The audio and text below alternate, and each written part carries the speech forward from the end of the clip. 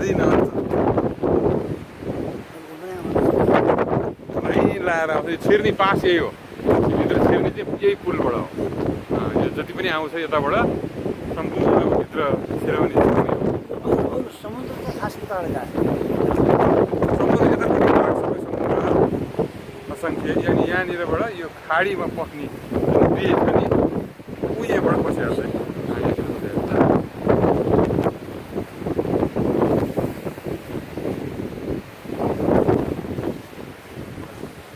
आजको यो रमणीय यात्रा आमाको चाहिँ एउटा स्मरणीय क्षण बनेर रहन्छ। पछिसम्म पनि हेर्दाखेरि मजा आओस् भन्ने उद्देश्यका साथ यो भिडियो लिने क्रम सुरु गरे हो। अब आजको आधुनिक दुनियाँमा आफूले मनमा मात्रै राख्नुभन्दा श्रव्य दृश्य झ्याप्पै लागेर हेर्न पाउँदाखेरि अझ ताजा हुने त्यो चिजहरू भएको हुनाले अब यो आधुनिकताका प्रयोग गर्दै यस्ता आधुनिक किसिमका चिजहरूलाई चाहिँ म अलिक बढी नै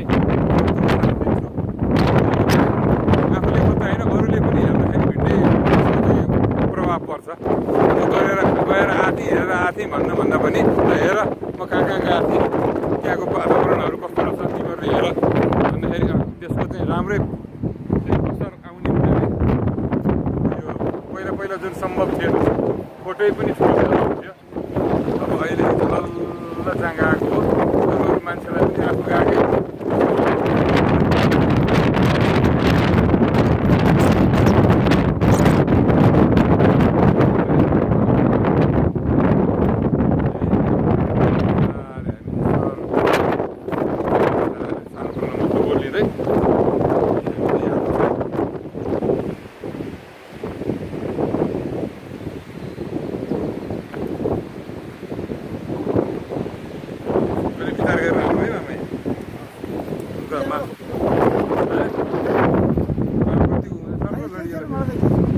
तपाईँ अब पाहाडमा हिँड्ने मान्छे हामीले के भन्नुपर्छ र